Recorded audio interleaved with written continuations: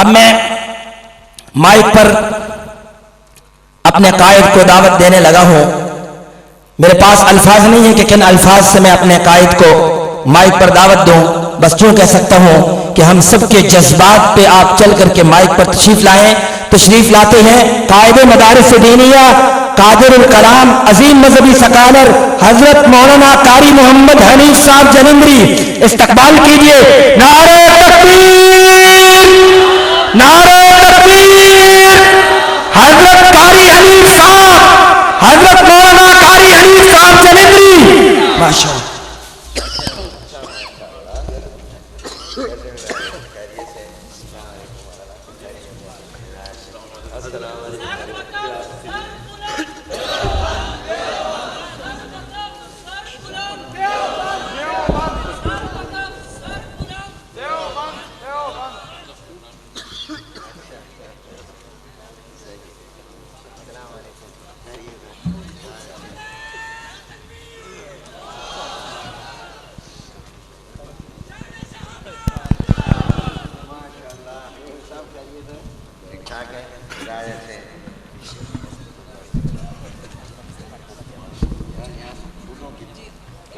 برسات برس رہی ہے. ماشاءاللہ. علیکم السلام. اوپر کریں ذرا. سپیکر آپ کے کنٹرول میں؟ اچھا، ان کو کہنا آواز ذرا زیادہ رکھیں گے، میرا گلا زور نہ زیادہ لگے.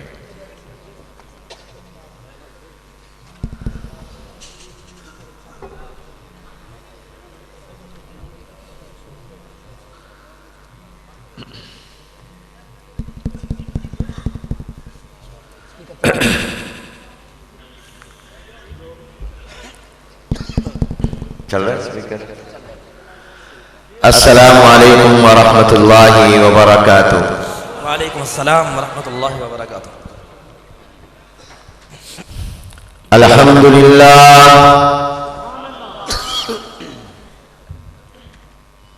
الحمدللہ وکفا والصلاة والسلام علی عباده الذین اصطفى.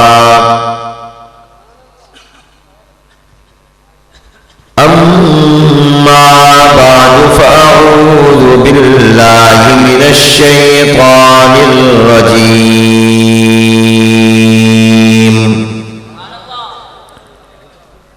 بسم الله الرحمن الرحيم.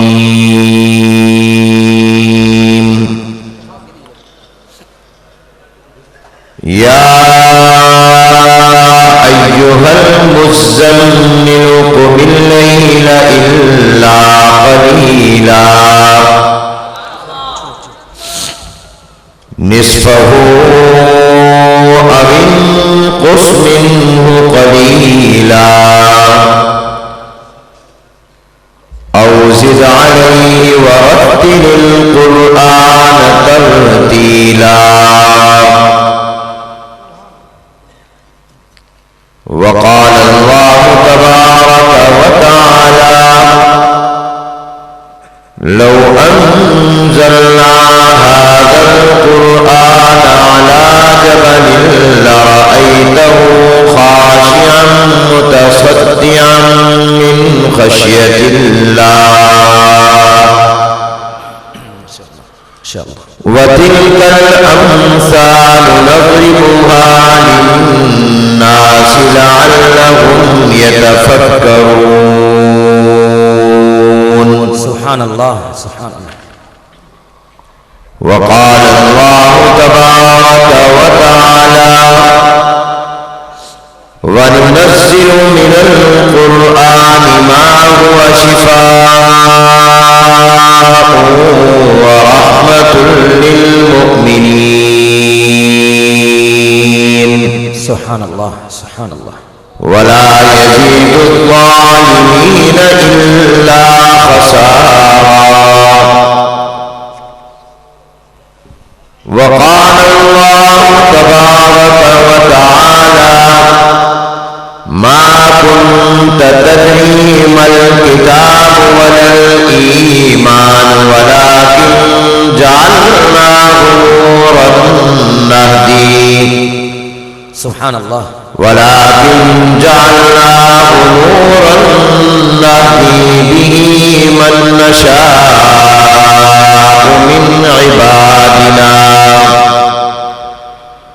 وإنك لتهدي إلى صراط مستقيم. سبحان اللہ سبحان اللہ. وقال الله تبارك وتعالى بل هو آيات بينات في صدور الذين أوتوا العلم وما يجحد بآياتنا إلا الظالمون. سبحان اللہ سبحان اللہ.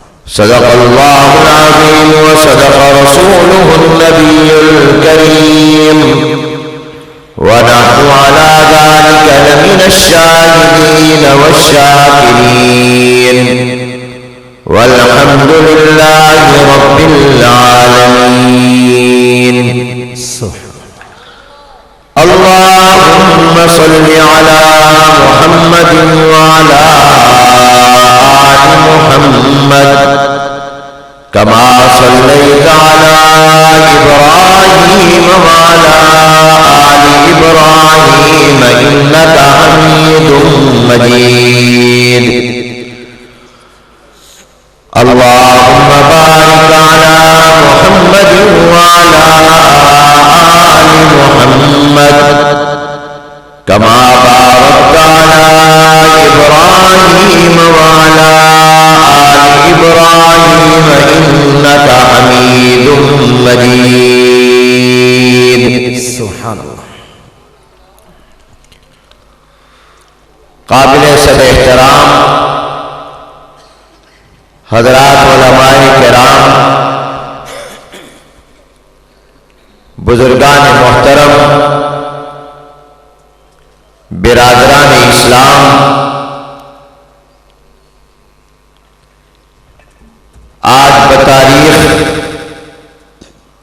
27 جمادی الاولیٰ سن 1433 ہجری مطابق 20 اپریل سن 2012 بروز جمعۃ المبارک بعد نماز عشاء جامعہ عربیہ حنفیہ کنز العلوم قصبہ گجرات ضلع مظفر گڑھ کے زیر اہتمام منعقدہ 5ویں سالانہ عالمی محفل حسن قراءت و حمد و نعت میں پہلی مرتبہ حاضری، شرکت اور گفتگو کی سعادت حاصل ہو رہی ہے. قرب و جوار اور دور دراز سے جس بڑی تعداد میں آپ حضرات یہاں تشریف لائے ہیں، یہ جو کیسٹ چل رہی ہے ذرا اس سے درخواست کریں کہ آواز کم کر دیں یا اس کو بند کر دیں. سیکورٹی کے ذمہ دار حضرات جو گیٹ کے اوپر کھڑے ہیں ان کی خدمت میں گزارش ہے کہ اسٹال والوں کی آواز بند کر دیں. گیٹ کے اوپر سیکورٹی انچارج مولانا عطاء اللہ صاحب اسٹال کی آواز بند کر دیں.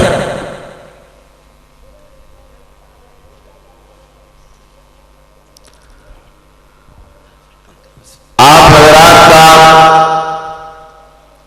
یہ ایمانی جذبہ قابل تعریف ہے. دعائیں اللہ تعالیٰ اسی ایمانی جذبے پر ہمارا خاتمہ فرمائے.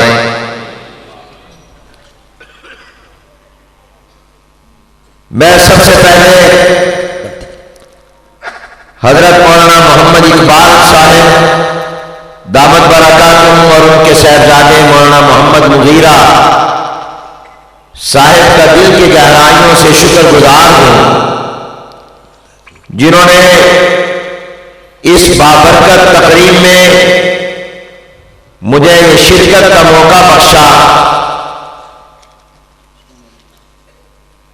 اور اس محفل کے انعقاد پر بھی انہیں مبارکباد پیش کرتا ہوں۔ خیر مبارک، خیر مبارک۔ یہ ہر سال ایمان افروز خوبصورت محفل سجاتے ہیں، جہاں پاکستان اور باہر کے ممالک سے تشریف لائے ہوئے مہمان قرہ کرام خوبصورت آواز میں قرآن کریم کی تلاوت کرتے ہیں۔ اللہ تعالیٰ کی حمد و ثنا جناب نبی کریم صلی اللہ علیہ وسلم کی نعت پیش کی جاتی ہے، علماء کرام کے بیانات ہوتے ہیں۔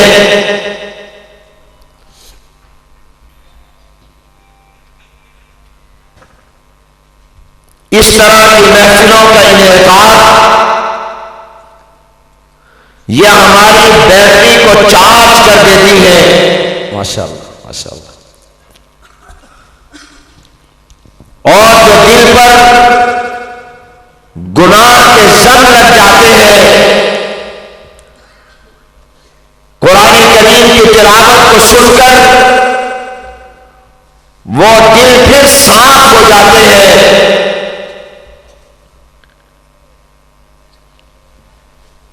حدیث مبارکہ میں ہے کہ جب کہیں قرآن کی تلاوت ہوتی ہے تو وہ پورا علاقہ جگمگ جگمگ کرنے لگتا ہے، سبحان اللہ سبحان اللہ ہر طرف نور اور روشنی پھیل جاتی ہے، سبحان اللہ سبحان اللہ۔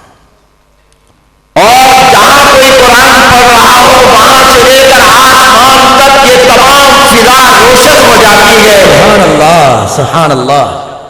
فرشتے اور ملائکہ ایک دوسرے سے کہتے ہیں دیکھو فلاں جگہ فلاں بچہ جوان بوڑھا مرد و عورت قرآن پڑھ رہا ہے، پورا گھر روشن، دکان روشن، بازار روشن، مدرسہ روشن، مسجد روشن، شہر روشن، بستی میں روشنی، فضا میں روشنی اور آسمان تک روشنی۔ تو میں نے اس حدیث کو پڑھتے ہوئے یہ استنباط کیا کہ جب قرآن پڑھنے والے کے قرآن پڑھنے کی برکت سے باہر کی فضا روشن ہو جاتی ہے تو قرآن پڑھنے والے کا اپنا اندر اور دل کتنا روشن ہوتا ہوگا۔ نعرہ تکبیر، عظمت قرآن، تلاوت قرآن، قائد مدارس دینیہ حضرت چلندری صاحب جزاک اللہ۔ یہ محفلیں روشنی کا پاور ہاؤس ہے، روشنی کا مینار ہے، اور مسلمانوں کے قرآن اور دین کے ساتھ محبت کا اظہار بھی ہے، اور اللہ رسول قرآن کے ساتھ تعلق کی مضبوطی کا ذریعہ بھی ہے۔ ایسے فکر دور میں جب جگہ جگہ فحاشی اور بے حیائی کا راج ہو، گانوں کی آوازیں کانوں سے ٹکراتی ہوں، رقص و سرور کی محفلیں جگہ جگہ قائم ہو رہی ہوں، بے حیائی کلچر بن چکی ہو، اور اپنے جسم کی نمائش ثقافت بنتی جا رہی ہو، جب اسلام کے نام پر بننے والے ملک میں مغربی تہذیب، مغربی ثقافت اور کلچر اور ہندوؤں کی تہذیب اور ثقافت کو فروغ دیا جا رہا ہو، ایسے دور میں اور حالات میں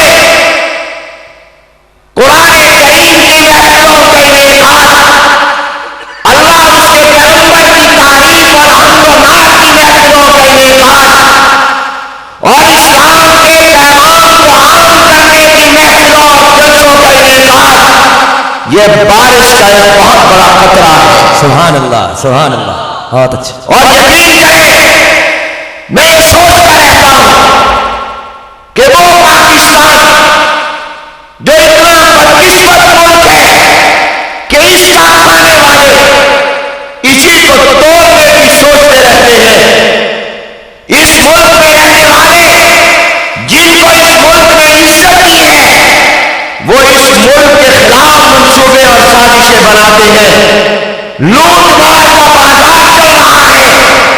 اس کے باوجود یہ پاکستان کیسے بچا ہوا ہے، یہ کیسے قائم ہے؟ تو جب میں یہ سوچتا ہوں تو مجھے جواب یہ ملتا ہے کہ یہ پاکستان جو اب تک ختم ہو جاتا، نعوذ باللہ من ذالک، ہم نے کوئی کسر نہیں چھوڑی اس پاکستان کو ختم کرنے میں، لیکن آج بھی یہ پاکستان جو اپنے پورے قدر وجود کے ساتھ قائم ہے، اس کی وجہ یہاں پر قرآن ہے، قال اللہ ہے، قال رسول ہے، یہاں کی مسجدوں سے اٹھنے والی اذان کی آوازیں ہیں، چھوٹے بڑے گاؤں میں قائم مدرسے ہیں، اور اس طرح کی مجلسیں ہیں۔ ان مجلسوں میں آ کر جب اللہ کا تذکرہ ہوتا ہے، جب اللہ کا نام لیا جاتا ہے، تو پاکستان کی زندگی بڑھ جاتی ہے۔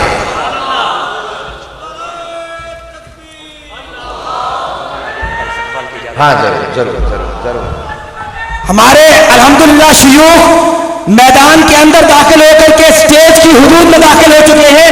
میں مؤدبانہ، انتہائی مؤدبانہ حضرت قائد محترم کی خدمت میں گزارش کروں گا کہ اپنے مہمانوں کے استقبال کے لیے تھوڑا سا وقفہ دیں گے۔ ہمارے معزز مہمان الحمدللہ اسٹیج پہ قدم رکھ چکے ہیں، بھرپور استقبال کیجیے۔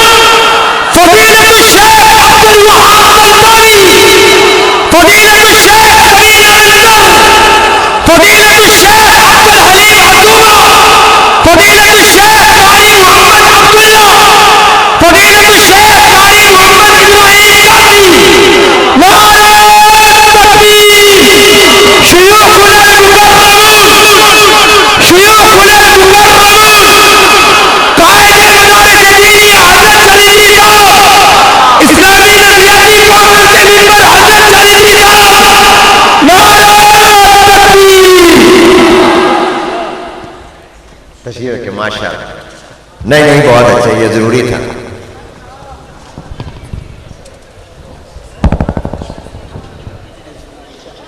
تفضل۔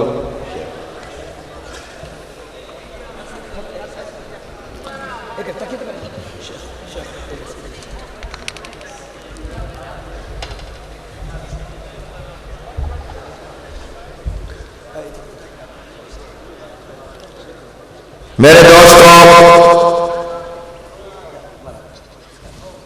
آپ خوش نصیب ہیں کہ آپ کے اس قصبے میں دنیا کے نامور قرہ تشریف لائے ہیں۔ لیکن میں اگر یہ پوچھوں کہ یہ نعمت جو آپ کو ہر سال ملتی ہے، اسباب کے درجے میں اس کا ذریعہ کون بنتا ہے؟ ذرا بتا دو جن کو پتا ہو۔ مولانا اقبال صاحب، مولانا اقبال صاحب کا کام یہاں کیا کام ہے؟ کاروبار نہیں، کیا کرتے ہیں؟ مدرسے کا ذمہ دار ہے، مدرسہ چلاتے ہیں۔ تو آپ کو یہ نعمت کس کی وجہ سے ملی؟ مدرسے کی وجہ، سارے قوم مدرسے کی وجہ سے۔ کس کی وجہ سے ملی؟ مدرسے کی وجہ، بلند آواز سے کہو، کس کی وجہ سے ملی؟ مدرسے کی وجہ، مدرسے کی وجہ سے۔ تو آپ بتائیے یہ مدرسے رہنے چاہیے یا نہیں رہنے چاہیے؟ رہنا چاہیے۔ جو کہتے ہیں مدرسے رہنے چاہیے وہ ہاتھ کھڑا کرے۔ مدارس دینیہ، مدارس عربیہ پاکستان، وفاق المدارس العربیہ پاکستان، جنرل مدارس حضرت چلندری صاحب، ماشاءاللہ۔ میرے دوستوں، میں یہ بات عرض کر رہا تھا کہ آج ایسے دور میں جب آپ کوئی ٹی وی چینل کھولیں تو آپ کو وہاں رقص نظر آئے گا، آپ کو وہاں نیم برہنہ لباس کی عورتیں نظر آئیں گی، وہاں پر آپ کو مختلف کمپنیوں کے اشتہارات اور پبلسٹی کرتے ہوئے وہ عورتیں اس انداز کی نظر آئیں گی کہ نہیں لگے گا یہ مسلمان عورتیں ہیں۔ دشمن نے ہمارے ہر گھر میں بے حیائی کو داخل کر دیا ہے۔ آج کوئی باغیرت باپ اپنی بیٹیوں کے ساتھ بیٹھ کر اپنے کسی چینل پر خبریں بھی نہیں سن سکتا۔ ایسے دور میں یہ قرآن کریم کی مجلسیں اور محفلیں، یہ اللہ کی بہت بڑی نعمت ہے، اور پاکستان انہی کی وجہ سے قائم ہے۔ وقت نہیں ہے کہ میں اس کی تفصیل میں جاؤں، میں اس محفل کے انعقاد پر مبارکباد پیش کر رہا تھا۔ آج کی یہ رات قرآن کے نام، جزاک اللہ، یہ سبق یاد رکھنا ہے، قائد نے میرے سبق یاد کرا دیا۔ آج کی رات نہیں، بلند آواز سے اب تو قائد نے کہہ دیا ہے، آج کی رات اپنے ہاتھوں کو فضا میں لہرا کر آج کی رات ماشاءاللہ۔ ہونا تو یہ چاہیے کہ میں نے جب یہ کہا تھا آج کی رات قرآن کے نام، تو آپ سارے کھڑے ہو جاتے فوراً، اور یہ جواب میں کہتے کہ صرف آج کی رات نہیں، ساری زندگی قرآن کے نام۔ انشاءاللہ قائد تیرے حکم پر، قائد تیرے حکم پر، قائد تیرے حکم پر، آج کے بعد ساری زندگی قرآن، ساری زندگی قائد مدارس دینی حضرت علی صاحب۔ میں اسٹیج کے علماء بزرگوں سے بھی گزارش کرتا ہوں کھڑے ہو کر کے تائید فرمائیں۔ ماشاءاللہ، اور ساری زندگی قرآن کے نام بیٹھ جائیے۔ جزاک اللہ۔ رمضان آ رہا ہے، اللہ تعالیٰ آنے والا رمضان آپ کو بھی نصیب فرمائے، مجھے بھی نصیب فرمائے، آمین کہہ دو۔ آپ بتائیے کہ جب رمضان مبارک میں تراویح میں قرآن کریم پورا ہوتا ہے، تو آخری تراویح میں جب قرآن کی تکمیل ہو رہی ہو، خواہ کسی مسجد میں 21ویں 22ویں 23ویں 24 25 26 27 29 28 جس شب میں بھی رمضان میں قرآن ختم ہوتا ہے، ذرا بتائیے گا جب آخری تراویح قرآن ختم کر رہا ہوتا ہے حافظ قرآن، تو وہ آخری رات کی 20ویں تراویح والناس پر ختم کرتا ہے یا کسی اور آیت پر؟ والناس پر نہیں، والناس پر نہیں، غلط۔ تم تو فیل ہو گئے آج، میں تو سمجھتا تھا تم بڑے مولوی بن گئے۔ آپ دیکھ رہے ہیں رمضان میں جب تراویح میں قرآن ختم ہوتا ہے نا، تو آخری جو 2 رکعتیں ہوتی ہیں تو 19ویں رکعت میں وہ پڑھتا ہے قل اعوذ برب الفلق قل اعوذ برب الناس، اس سے پہلے بھی کوئی باقی ہو تو وہ پڑھتا ہے، صحیح، اور آخری 20ویں رکعت میں پڑھتا ہے دوبارہ الف لام میم ذالک الکتاب لا ریب فیہ سے اولئک هم المفلحون تک۔ صحیح، آپ سے پوچھتا ہوں، جب حافظ صاحب نے پہلے دن تراویح میں قرآن پڑھنا شروع کیا تھا تو الف لام میم ذالک الکتاب لا ریب فیہ سے اولئک هم المفلحون تک یہ 3-4 آیتیں نہیں پڑھی تھی؟ پڑھی، دوبارہ کیوں پڑھتا ہے؟ بہت اچھے کیوں پڑھتا ہے دوبارہ؟ یہ تو پہلے دن پڑھ لی تھی۔ ماشاءاللہ، یہ اس لیے پڑھتا ہے کہ وہ اس بات کی طرف اشارہ کر رہا ہوتا ہے کہ اے اللہ، ہم نے قرآن کو اپنی زندگی میں ختم نہیں کرنا، زندگی کو قرآن میں ختم کرنا ہے۔ ایک قرآن ختم ہوا، دوسرا شروع کر دیا ہے۔ ماشاءاللہ، ایک قرآن ختم ہوا، دوسرا شروع کر دیا۔ اس لیے میرے دوستو، یہ آج ارادہ کرو، آج کی رات بھی قرآن کے نام نہیں، ساری زندگی قرآن کے نام ہے۔ تم اپنی زندگی قرآن کے نام کرو، قرآن قبر میں تمہارا استقبال کرے گا۔ تم اپنی زندگی قرآن کے نام کرو، قرآن قبر میں تمہارا ساتھی بنے گا۔ تم اپنی زندگی قرآن کے نام پر کرو، قرآن تمہارے لیے قبر کو وسیع کرا دے گا۔ تم اپنی زندگی کو قرآن کے نام پر کرو، قرآن تمہیں جنت کی آخری جنت پر پہنچا دے گا۔ عظمت قرآن، تلاوت قرآن، حضرت علی صاحب، ماشاءاللہ۔ میرے دوستو، پہلی بات یہ ذہن میں رکھیے کہ ساری زندگی قرآن کے نام، انشاءاللہ، یہ ارادہ کرو آج، انشاءاللہ، کوئی کام قرآن کے بغیر نہیں کرنا۔ انشاءاللہ، اور ایک جملہ اور کہتا ہوں اسی کی تشریح میں، ماشاءاللہ، قرآن کو مانتے ہو؟ بے شک مانتے ہیں، سارے مانتے ہو؟ کیا مانتے ہو قرآن؟ یہ مانتے ہو نا کہ قرآن اللہ کا کلام ہے؟ کہو اللہ کا کلام، قرآن اللہ کی کتاب ہے. قرآن کو مانتے ہو؟ جو کہتے ہیں ہم قرآن کو مانتے وہ ہاتھ کھڑا کر لیں سیدھا. ماشاءاللہ, جزاک اللہ. اب اگلی بات کرنے لگا ہوں, قرآن کو مانتے ہو یا قرآن کی بھی مانتے ہو؟ بہت اچھے, بہت اچھے, بہت اچھے. قرآن کو تو مانتے ہو, قرآن کی نہیں مانتے. اللہ اللہ اکبر. اللہ کو مانتے ہو, اللہ کی نہیں مانتے. حضور کو مانتے ہو, حضور کی نہیں مانتے. صحابہ کو مانتے ہو, صحابہ کی نہیں مانتے. اہل بیت کو مانتے ہو, اہل بیت کی نہیں مانتے. تابعین کو مانتے ہو, تابعین کی بات نہیں مانتے. تبع تابعین کو مانتے ہو, تبع تابعین کی بات نہیں مانتے.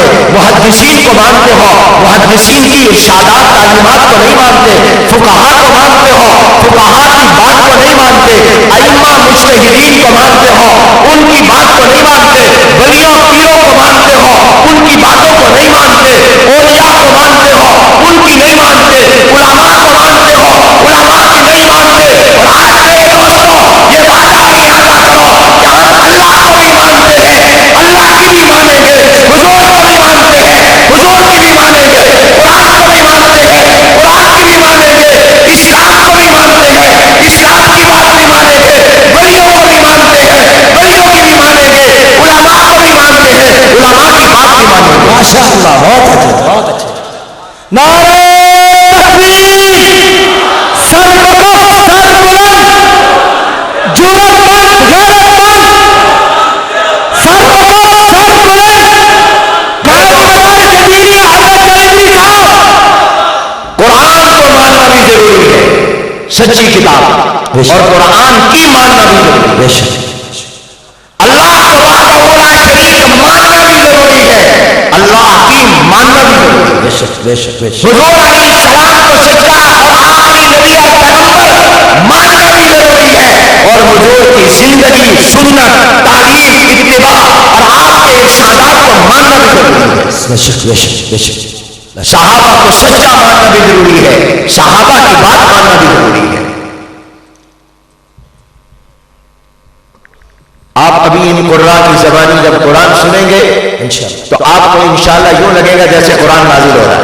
سبحان اللہ, سبحان اللہ, بہت اچھا. اور واقعہ یہ ہے, یہ مشہور مثال ہے اور غلط بھی نہیں ہے. کہا جاتا ہے کہ قرآن نازل تو ہوا مکہ مدینے میں, سرزمین عرب میں.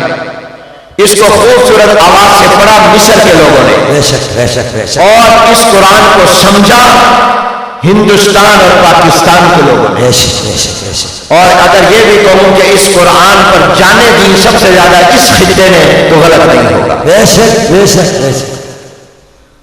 یہ رات, آج کی یہ رات تو اس طرح کی قرآن کے نام ہے کہ آپ بسترے چھوڑ کر آئے. صحیح ہے, بے شک. کتنے لوگ ہوں گے جو اس ٹائم میں اپنے گھروں میں بیٹھ کر ٹیلی ویژن دیکھ رہے ہو؟ ہائے ہائے. کتنے لوگ ہوں گے جو اس وقت شراب پی رہے ہوں گے؟ اللہم احفظنا. اور کتنے لوگ ہوں گے جو اس وقت کسی ناچ گانے کی تقریب میں ہوں گے؟ کتنے لوگ ہوں گے جو اس وقت میں زنا کر رہے ہوں گے؟ اللہ, اللہم احفظنا.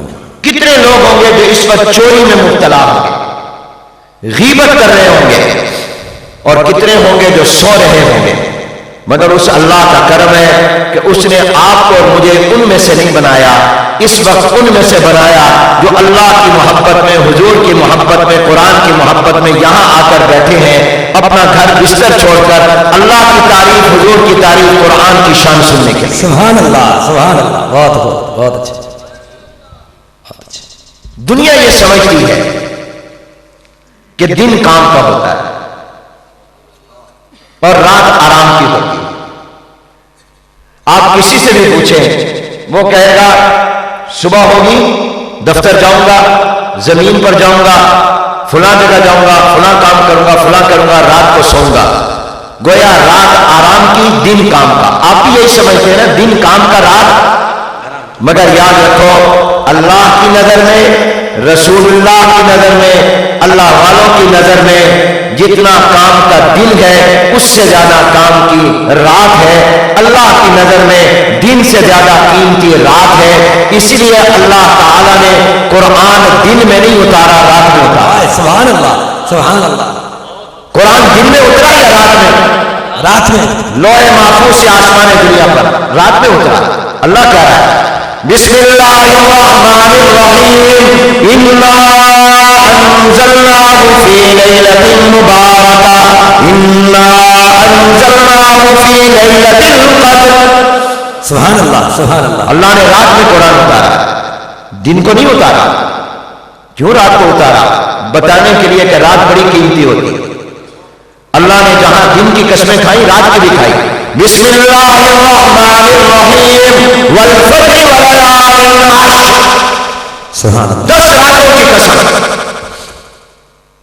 اور یہ بتائیے حضور علیہ السلام کو معراج دن میں ہوا یا رات میں ہوا؟ سبحان اللہ. بہت اچھا. عقل یہ کہتی ہے دن کو ہونا چاہیے تھا. دن کو حضور مکے سے اٹھتے, ابو جہل دیکھتا, ابو لہب دیکھتا, سارے کافر دیکھتے اور کلمہ پڑھ لیتے, مسلمان ہو جاتے کہ واقعی یہ نبی ہے, دیکھو اوپر اڑے جا رہے ہیں. عقل یہ کہتی ہے کہ کیا ہونا چاہیے تھا معراج, لیکن دن کو نہیں ہوا. کب ہوا؟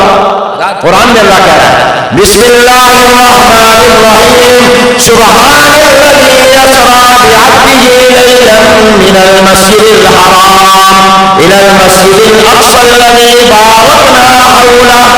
سبحان اللہ. رات کو معراج. اللہ یہ رات کو کیوں کرایا؟ دن کو کراتا, دن دہاڑے حضور اٹھتے, پرواز کرتے, ابو جہل دیکھتا, ابو لہب دیکھتا, مکے کے کافر دیکھتے, کلمہ پڑھ لیتے, مسلمان ہو جاتا. یہ جب سوال انسان کرتا ہے تو جواب بھی غور سے مل جاتا ہے. ایک جواب تو اس کا یہ ہے کہ اللہ نے رات کو اس لیے کرایا, یہ بتانا تھا کہ رات کی بڑی قیمتی ہے اور اوپر کا سفر دن کی بجائے رات کو زیادہ طے ہوتا ہے. سبحان اللہ. ماشاء اللہ. اوپر کا سفر دن کی بجائے رات کو زیادہ جلدی طے ہوتا ہے. اور دوسری وجہ میں نے اپنے طور پر استنباط کی ہے کہ اگر حضور دن کو جاتے معراج پر, سارے دیکھ کر کلمہ پڑھ لیتے, تو پھر ابو جہل کا اور ابو بکر کا فرق کیسے پتہ چلتا؟ بہت خوب بہت خوب. پھر فرق کیسے پتہ چلتا؟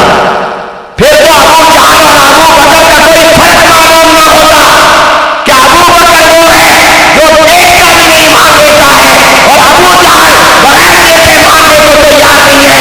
اللہ نے بتانا تھا کہ ابو بکر کس مقام پر ہے اور ابو جہل کہاں کھڑا ہے. اس لیے اللہ نے رات کو کرایا, دن کو نہیں کرایا. بہت اچھا. بہت خوب بہت خوب بہت خوب. شاہ عبدالعزیز محدث دہلوی رحمۃ اللہ علیہ فرماتے 2 راتیں لوگوں کے عمل سے مشہور ہو گئی. ایک رات چوروں کی. چور جو ہے وہ بھی آپ بتائیے دن کا انتظار کرتا ہے یا رات کا؟ رات کا. ساری دنیا رات میں دن کا انتظار کرتی ہے. صبح ہوگی, یہ کام کریں گے, یہ کریں گے, دکان کھولیں گے, دفتر جائیں گے, پیسہ کمائیں گے, یہ کریں گے. ساری دنیا رات کو دن کا انتظار کرتی ہے. اور شاہ عبدالعزیز فرماتے ہیں 2 طبقے ایسے جو دن کے اجالے میں رات کے اندھیرے کا انتظار کرتے ہیں. ایک چور وہ رات کا انتظار کرتا ہے, لوگ سو جائیں گے میں چوری کروں گا. لیکن یہ شاہ صاحب کے زمانے کے چور ہوں گے. آج کا چور رات کا انتظار نہیں کرتا. کلاشنکوف نے رات اور دن کے فرق ختم کر دی, وہ دن کو یاد آتا ہے. دوسرا فرمایا اللہ کو یاد کرنے والے اور عبادت کرنے والے بھی دن کی روشنی میں رات کے اندھیرے کا انتظار کرتے ہیں. کب سارے سو جائیں گے ہم مصلے پہ کھڑے ہو کر اپنے رب سے باتیں کریں گے. وہ رات کا انتظار کرتے ہیں. تو میرے دوستوں میں نے یہ بات اس لیے کہی کہ تم یہ نہ سمجھو کہ تم رات میں آئے ہو یہ کام بھی نہیں ہے. نہیں, دنیا کے کام دن کو ہوتے ہیں. اللہ سے محبت اور اللہ سے تعلق کا کام دن کے مقابلے میں رات سے زیادہ ہوتا ہے. ماشاءاللہ ماشاءاللہ. شیخ عبد القادر جیلانی رحمت اللہ علیہ کو سنجر کے بادشاہ نے خط لکھا.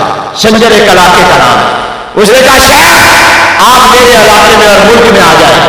صرف وہی اللہ کا جو وہاں کرتے میرے ملک میں آ کر کریں تاکہ برکت ہو جائے. پیران پیر سیدنا شیخ عبد القادر جیلانی رحمۃ اللہ علیہ کو پیشکش کی آپ آ جائیں, میں اپنا آدھا ملک آدھی بادشاہت آپ کو دے دوں گا. شیخ عبد القادر جیلانی نے خط میں جواب میں لکھا پہلے تو بددعا دی اپنے آپ کو کہ اگر میرے دل میں تیرے ملک کی تھوڑی سی بھی لالچ پیدا ہو، اللہ کالی چھتری کی طرح میرا نصیب بھی کالا کر دے۔ اللہ اکبر، اللہ اکبر۔ اور پھر بڑی پیاری بات فرمائی، فرمایا سنجر کے بادشاہ، تیرے پاس جو بادشاہ ہے وہ تو مجھے آدھی دینا چاہتا ہے کہ تم میرے ملک آ جاؤ، اپنی عبادت کرو، آدھی بادشاہ دوں گا۔ تجھے پتہ نہیں ہے میرے پاس تو پوری رات کی بادشاہ ہے۔ سبحان اللہ، میرے پاس تو پوری رات کی بادشاہ ہے، اور جب قیامت قائم ہوگی پھر پتہ چلے گا تیری بادشاہت کام آئی ہے یا میری بادشاہت کام آئی ہے۔ مشکات شریف میں حدیث ہے، جناب نبی کریم صلی اللہ علیہ وسلم نے بڑی پیاری بات فرمائی، فرمایا اشراف امتی حملۃ القرآن و اصحاب اللیل۔ غور کیجیے حضور کے الفاظ پر، فرمایا علماء کرام اشراف امتی حملۃ القرآن و اصحاب اللیل، میری امت کے سب سے بڑے لوگ قرآن والے ہیں۔ فرمایا میری امت کے بڑے لوگ، میری امت کے سردار ہو۔ ہم کس کو بڑا سمجھتے؟ جس کے پاس مربع ہو، زمینیں ہو، کروڑوں پتی ہو۔ حضور علیہ السلام نے فرمایا نہیں، بڑا وہ ہے جس کے سینے میں قرآن ہو۔ سبحان اللہ، سبحان اللہ۔ فرمایا میری امت کے بڑے لوگ قرآن والے ہیں، اور آگے فرمایا اصحاب اللیل، رات والے ہیں۔ میری امت کے سردار وہ ہیں جن کے پاس قرآن ہو اور جن کے پاس رات کی عبادتیں بھی ہوں۔ حضور نے قرآن کو اور رات کو تہجد کو ملا کر ذکر کیا ہے۔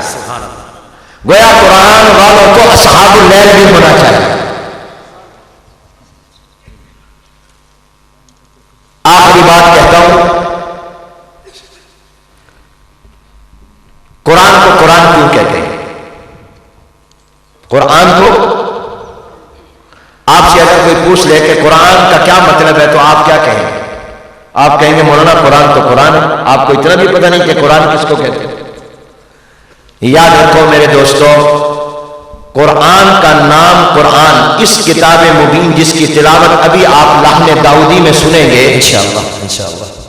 اور یہ حضرات بڑی خوبصورت آواز سے قرآن انشاءاللہ پڑھیں گے۔ یہ جو قرآن کا نام قرآن ہے یہ خود اللہ نے رکھا ہے، اور یہ نام قرآن میں 26 مرتبہ آیا ہے۔ کتنی مرتبہ؟ قرآن کے بہت سارے نام ہیں، اس کتاب مبین کے کئی نام ہیں، مگر ان میں سب سے مشہور نام وہ قرآن ہے، اور یہ الف لام کے ساتھ بھی ہے، بغیر الف لام کے بھی ہے۔ القرآن بھی اور صرف قرآن، یہ دونوں طرح پڑھا جا سکتا ہے، قرآن بھی القرآن بھی۔ قرآن کریم میں دونوں طرح آیا ہے۔ لو انزلنا هذا القرآن على جبل لرأيته، یہ الف لام کے ساتھ، بل هو قرآن مجید، یہ بغیر الف لام کے۔ اس کا معنی کیا ہے؟ اس کا معنی ہے سب سے زیادہ پڑھی جانے والی کتاب، سب سے زیادہ پڑھی جائے اس کو قرآن کہتے ہیں۔ اب ذرا توجہ کرنا، 5 منٹ میں ایک بات آپ کو عرض کر کے اجازت چاہوں گا۔ یہ نام اس کتاب مبین کا ہم نے رکھا ہے، حضور نے رکھا ہے، جبرائیل نے رکھا ہے، یا بولو کس نے رکھا ہے؟ اللہ تعالیٰ نے رکھا ہے۔ اور اس کا معنی میں نے کیا بتایا؟ سب سے زیادہ پڑھی جانے والی کتاب۔ آپ سے اگر میں پوچھوں کہ تم مجھے بتاؤ دنیا میں اس کتاب کا نام لو جس کی سب سے زیادہ تلاوت ہوتی ہو، تو آپ کا کیا جواب ہو؟ قرآن ہے؟ قرآن۔ کوئی انگلش کی کتاب نہیں، کوئی سائنس کی کتاب نہیں، کوئی ریاضی، بائبل نہیں، تورات نہیں، زبور نہیں، کوئی کتاب کسی مذہب کی اس کی تلاوت اتنی ہوتی ہے جتنی قرآن کی؟ نہیں۔ یا کوئی نسبت ہے؟ نہیں۔ اب میں ایک دعویٰ کرنے لگا ہوں علماء کی موجودگی میں۔ اس دعوے سے پہلے یہ بات ذہن میں رکھی ہے کہ جب بھی کوئی کتاب لکھتا ہے نا تو وہ اپنی اس کتاب کا کوئی نہ کوئی نام رکھتا ہے۔ صحیح۔ آپ کوئی کتاب لکھیں گے، آپ اس کتاب کا نام رکھیں گے، اور اس میں 2 باتوں کا ضرور خیال رہتا ہے۔ ایک یہ کہ جو نام آپ نے اپنی کتاب کا رکھا ہے ضروری نہیں کہ وہ نام آپ کی کتاب پر 100% پورا صحیح صادق آتا ہو۔ صحیح، صحیح۔ ہو سکتا ہے کہ وہ نام آپ کی کتاب پر 10%، 20%، 40% صادق آتا ہو. مثلا آپ نے نام رکھا چراغ راہ، وہ راستے کا چراغ ہو سکتا ہے وہ روشنی کچھ دیتا ہے کچھ نہیں دیتا، کچھ باتوں کی رہنمائی ہے کچھ نہیں ہے. جو نام بھی آپ اپنی کتاب پر رکھیں گے ضروری نہیں کہ وہ نام اس کتاب پر 100% صادق آتا ہو. اور دوسری بات یہ بھی کہتے ہیں کہ جو نام آپ اپنی کسی کتاب پر رکھے، دنیا کے کسی مصنف نے اپنی کتاب پر رکھا، یہ بھی لازمی نہیں کہ وہ نام اسی کتاب کا ہو، اس کے علاوہ کسی اور کتاب والے نے وہی نام اپنی کتاب کا نہ رکھا ہو. ہو سکتا ہے کہ آپ نے ایک نام رکھا، دوسرا آدمی بھی وہی نام اپنی کتاب کا رکھے. مثلا ہمارے بزرگوں میں مفتی اعظم پاکستان حضرت مولانا مفتی محمد شفیع صاحب رحمۃ اللہ علیہ نے اردو میں بڑی پیاری قرآن کی تفسیر لکھی، اس کا نام رکھا معارف القرآن. انہی دنوں میں بیعت ہوئی حضرت مولانا محمد ادریس کاندھلی رحمۃ اللہ علیہ، انہوں نے بھی قرآن کی تفسیر لکھی. ان کو پتا نہیں تھا کہ انہوں نے کیا نام رکھا. اتفاق ہوا وہ انہوں نے جو تفسیر اردو میں لکھی اس کا نام بھی معارف القرآن. تو معلوم یہ ہوا دو باتیں، جو نام آپ نے رکھا ہے اپنی کتاب کا ضروری نہیں 100% صحیح ہو، پورا اس پر صادق آتا ہو. اور اگر آپ نے جو نام رکھا ضروری نہیں کہ آپ کی کتاب کے علاوہ کسی اور نے وہ اپنی کتاب کا نام نہ رکھا ہو. اب ذرا سمجھیے، قرآن کا نام قرآن ہے، یہ نام اس کتاب عظیم پر 100% صادق آتا ہے. بے شک بے شک لا شک. یہ نام اس کتاب پر 100% صادق آتا ہے. کیا کہ یہ کتاب کا نام ہے سب سے زیادہ پڑھے جانے والی، اور یہ کوئی مبالغہ نہیں ہے، یہ کوئی ایسی نہیں کہ بات کو بڑھا کے بتا دیا، یہ حقیقت ہے، مبالغہ نہیں ہے کہ سب سے زیادہ پڑھے جانے والی یہ کتاب ہے.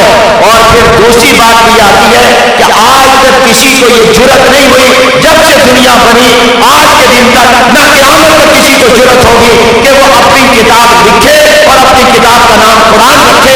آج تک کسی کو یہ طاقت نہیں ہوئی کہ وہ اپنی کتاب کا نام قرآن رکھے. ماشاء اللہ ماشاء اللہ. کسی نے نہیں رکھا، نہ کوئی رکھے. کوئی یہودی، کوئی عیسائی، کوئی ہندو، کوئی سکھ، کوئی بدھسٹ، وہ اپنی کتاب کا نام قرآن رکھ لیتا. آپ روک سکتے تھے، میں روک سکتا تھا، لیکن کسی بھی انسان کو آج تک یہ جرأت نہیں ہوئی کہ وہ ایک کتاب اپنی لکھے اور اس کا نام قرآن رکھے. کیوں کہ قرآن کا مطلب ہے سب سے زیادہ پڑھی جانے والی. اب میں ایک دعویٰ کرنے لگا ہوں اور علماء کی موجودگی میں کرنے لگا ہوں. دعویٰ میرا یہ ہے کہ جس دن، جس منٹ، جس سیکنڈ یہ قرآن میرے اور آپ کے پیغمبر جناب نبی کریم صلی اللہ علیہ وسلم پر غار حرا میں اترا، کب اترا تھا؟ ذرا حساب کر کے بتاؤ کب اترا تھا.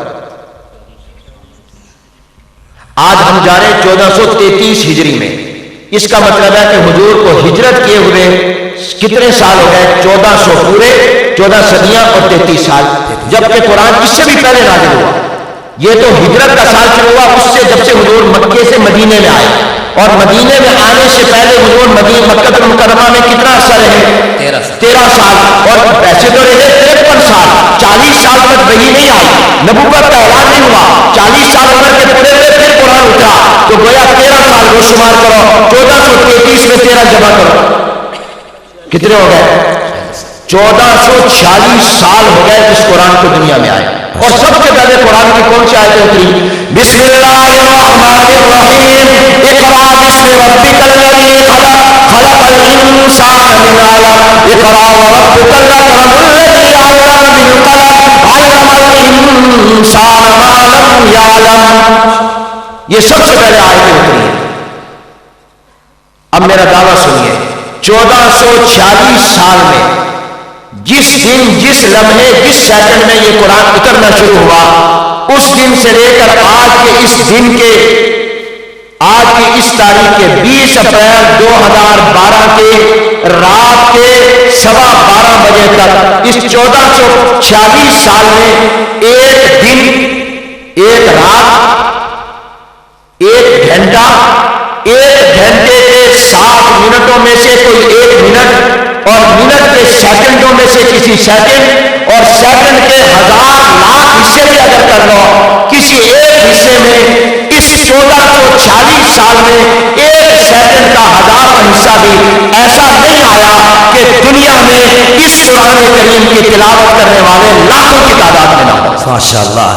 عظمت قرآن، تلاوت قرآن، اسم قرآن، قائد مدارس دینیہ حضرت جالندری صاحب. میرے دوستوں میری بات سمجھ آئی آپ کو؟ میرا دعویٰ ہے اور یہ دعویٰ حقیقت پر مبنی ہے کہ جس دن قرآن پڑھنا شروع ہوا اس سے لے کر آج کے دن تک اور اس منٹ اور سیکنڈ تک 1440 سال کے عرصے میں 1 سیکنڈ کا 1000واں حصہ بھی دنیا میں ایسا نہیں گزرا، نہ قیامت تک گزرے گا کہ اس قرآن کی تلاوت کرنے والے ہر سیکنڈ کے 1000ویں حصے میں بھی 2 4 نہیں، 5 نہیں، 6 نہیں، 100 نہیں، 200 نہیں، 1000 2000 نہیں، لاکھوں آدمی قرآن کی تلاوت نہ کر رہے ہیں. سبحان اللہ، سبحان اللہ.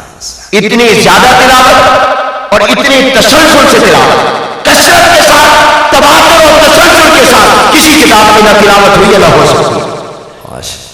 اب آئیے میں اس دعوے کی دلیل پیش کر کے آپ سے اجازت چاہتا ہوں. آپ مجھے بتائیے، اور میں جو دلیل پیش کرنے لگا ہوں اس میں صرف نمازوں کے حساب سے، فرض نمازوں کے حساب سے پیش کرنے لگا ہوں. ان کے علاوہ جو لوگ قرآن پڑھتے ہیں وہ میں ابھی شمار ہی نہیں کر رہا. آپ مجھے بتائیے دنیا میں سب سے پہلے دن کہاں نکلتا ہے؟ ماشاءاللہ جواب درست ہے. دنیا میں سب سے پہلے سورج نکلتا ہے، فجر کی نماز سب سے پہلے ہوتی ہے. آپ بتائیے محمود کوٹ میں، مظفر گڑھ میں نہیں، ملتان میں نہیں. کہاں ہوتی ہے؟ آج کل تو پوری دنیا تمہارے سامنے ہے، ٹیلی ویژن بیٹھ کر کھلے ہو تو پورا دنیا، اگر تم پوری دنیا کا نقشہ سامنے رکھ لو کوئی مشکل نہیں. آج تو سائنس ٹیکنالوجی نے پوری دنیا کو ایک کالونی، ایک گلوبل ولیج بنا دیا. سب سے پہلے سورج نکلتا ہے فجی میں، جزائر فجی میں اور آسٹریلیا میں سب سے پہلے فجر کی نماز کا وقت ہوتا ہے. جو لوگ کرکٹ میچ دیکھتے ہیں دلچسپی رکھتے ہیں، آسٹریلیا میں جو میچ ہو رہا ہو آپ ابھی سو رہے ہوتے ہیں، 12 بجے 1 بجے وہاں میچ شروع ہو جاتا ہے. اور میچ تو ظاہر ہے کہ شروع فوراً فجر کی نماز کے وقت تھوڑی ہوتا ہے، تو نماز فجر کا وقت اس سے پہلے ہو جاتا ہے. نماز فجر کا سب سے پہلے وقت، سب سے پہلے سورج نکلتا ہے، دن کا آغاز ہوتا ہے جزائر فجی میں، آسٹریلیا میں. اور آج سے 10 سال پہلے کے اعداد و شمار بتاتا ہوں جو میں نے ایک کتاب میں پڑھے تھے کہ آسٹریلیا میں آج سے 10 سال پہلے 4 لاکھ مسلمان تھے. سبحان اللہ، سبحان اللہ. اور جزائر فجی میں تقریباً 50,000 سے 1 لاکھ کے درمیان مسلمان تھے. اب آپ 5 لاکھ محتاط اندازہ کر لیں، 5 لاکھ میں کتنے نمازی ہوں گے؟ چلو آپ 4.5% کریں، 4 حصہ کریں تو 1 لاکھ نمازی ہوگا کہ نہیں ہوگا؟ اب وہ 1 لاکھ نمازی جب صبح فجر کی نماز میں کھڑا ہوتا ہے قرآن پڑھتا ہے کہ نہیں پڑھتا؟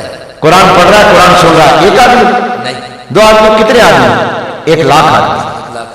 25%. اور وہاں پر ابھی نماز فجر کا وقت ختم نہیں ہوتا، ابھی وہاں نماز کا وقت شروع ہوتا ہے، باقی ہوتا ہے کہ انڈونیشیا میں فجر کی نماز کا وقت داخل ہو جاتا ہے. اور انڈونیشیا میں 20 کروڑ مسلمان تھے آج سے 10 سال پہلے. سبحان اللہ. کتنے؟ 20 کروڑ. 20 کروڑ مسلمان. آپ مجھے بتائیے کہ 20 کروڑ میں کتنے مسلمان کم سے کم نمازی ہوں گے؟ 25%. تقریباً 5 کروڑ نمازی تو ہوں گے ضرور انشاءاللہ زیادہ ہوں گے. اور الحمدللہ وہاں اس سے زیادہ دین سے تعلق ہے. چلے محتاط اندازہ 5 کروڑ مسلمان ہیں. وہ 5 کروڑ ابھی آسٹریلیا میں اور فجی میں، جاپان، ان ملکوں میں نماز فجر پڑھی جا رہی ہے. ابھی وقت ختم نہیں ہوا کہ انڈونیشیا میں داخل ہو گیا اور انڈونیشیا کا 5 کروڑ مسلمان اٹھ کر فجر کی نماز میں قرآن پڑھ رہا ہے یا سن رہا ہے. سبحان اللہ، سبحان اللہ. بہت خوب، بہت خوب. اور انڈونیشیا کے اندر تقریباً 5,500 جزائر ہیں جو 3,000 رقبے پر پھیلے ہوئے ہیں. اور وہ جزائر 3 حصوں میں تقسیم ہیں، مشرقی، وسطی اور مغربی جزائر. یہ جزیرہ وہ ہوتا ہے جس کے چاروں طرف پانی ہو، خشکی کا علاقہ اس کو جزیرہ کہتے ہیں. انڈونیشیا میں 5,500 جزیرے ہیں. ان کے اندر جو مغربی جزیرے، سب سے پہلے فجر کا وقت آتا ہے مشرقی جزیروں میں، پھر وسطی جزائر، اور اس وقت مغربی جزیروں میں فجر کی نماز کا وقت انڈونیشیا میں داخل ہوتا ہے تو بالکل مغربی انڈونیشیا کے مغربی جزیروں کے ساتھ عرض بلد پر واقع ملائیشیا کا ملک ہے، اور ادھر ابھی وقت انڈونیشیا میں فجر کا ختم نہیں ہوتا، ملائیشیا میں نماز فجر کا وقت داخل ہوتا ہے. اور ملائیشیا میں بھی کروڑوں مسلمان ہیں، وہ نماز فجر پڑھنے. قرآن کی تلاوت ہو رہی ہے کہ وقفہ آ رہا ہے؟ بیچ میں بولو، کوئی وقفہ آ رہا ہے کہ بریک آ رہی ہے؟ نہیں آ رہی. اور ابھی ملائیشیا میں فجر کی نماز کا وقت ختم نہیں ہوتا کہ آپ کے بنگلہ دیش میں فجر کی نماز کا وقت داخل ہو جاتا ہے. اور بنگلہ دیش میں بھی کروڑوں مسلمان ہیں. کتنے کروڑ مسلمان ہیں بنگلہ دیش میں؟ ہاں جی، تقریباً 13-14 کروڑ تو ہوں گے، شاید کم و بیش ہو. اب 20 کروڑ کہتے ہیں، وہ تو ماشاءاللہ مچھلی کھاتے ہیں اور بچے پیدا کرتے ہیں. موشری کھاتا ہے، موشری. ایک گھر میں 11 بچے ماشاءاللہ. اب بنگلہ دیش میں آپ بتائیے اگر 20 کروڑ مسلمان ہیں، 14 کروڑ 15 کروڑ ہیں، اس میں 4, 5, 6 کروڑ تو نمازی ہوگا. اس سے زیادہ نمازی میں دیکھ کر آیا ہوں بنگلہ دیش میں. وہ نماز فجر میں قرآن پڑھ رہا ہے کہ نہیں پڑھ رہا؟ لوگ قرآن سن رہے ہیں کہ نہیں سن رہے؟ کوئی وقفہ آیا؟ اور بنگلہ دیش میں ابھی فجر کی نماز کا وقت ختم نہیں ہوتا کہ انڈیا کے بھارت میں نماز فجر کا وقت داخل ہو جاتا ہے. اور ہندوستان میں اس وقت تقریباً 25 کروڑ مسلمان ہیں. اس 25 کروڑ میں 10 کروڑ تو مسلمان نماز پڑھتا ہوگا اور وہ نماز میں قرآن پڑھتا ہوگا. اور ادھر میرے دوستوں ہندوستان میں فجر کا وقت ابھی ختم نہیں ہوتا تو آپ کے پاکستان میں فجر کی نماز کا وقت داخل ہو جاتا ہے. اور پاکستان میں 17 کروڑ مسلمان ہیں. اس 17 کروڑ میں الحمدللہ پاکستان میں 6-7 کروڑ تو نمازی ہوگا، وہ قرآن پڑھنا شروع کر دیتا ہے. اور ادھر پاکستان سے نکلتا ہے وقت سینٹرل ایشیا میں، وسط ایشیا کی ریاستوں میں، تاجکستان میں، ازبکستان میں، ترکمانستان میں، قازقستان میں، کرغزستان میں نماز فجر کا وقت داخل ہو جاتا ہے. یہ وسط ایشیا کی سینٹرل ایشیا ماسکو، روز ان تمام ملکوں کے مسلمان نماز پڑھنے لگ جاتے ہیں. وہاں سے وقت افغانستان چلا جاتا ہے، چائنا چلا جاتا ہے. اور ابھی چائنا میں نماز فجر کا وقت داخل نہیں ہوا ہوتا، ادھر پیچھے فجی میں، آسٹریلیا میں ظہر کا وقت داخل ہوتا ہے. وہاں ظہر کا وقت داخل ہوتا ہے. اور یہ نماز فجر کا وقت آہستہ آہستہ مصر میں پہنچتا ہے، ایجپٹ میں وہاں پہنچتا ہے تو ادھر پیچھے عصر کا وقت داخل ہو جاتا ہے. اور ایک نہیں 2 سلسلے، 3 سلسلے، 4 سلسلے، 5 سلسلے قرآن کی تلاوت کے شروع ہو جاتے ہیں.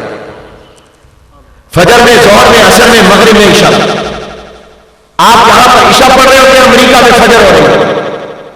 جو میں بات کہہ رہا ہوں آپ بڑی آسانی سے اس کو خود چیک کر سکتے ہیں. نیٹ پر بیٹھ جائیں، انٹرنیٹ پہ دیکھ لیں کہ اس وقت دنیا کے اندر فلاں ملک میں کیا ٹائم ہے.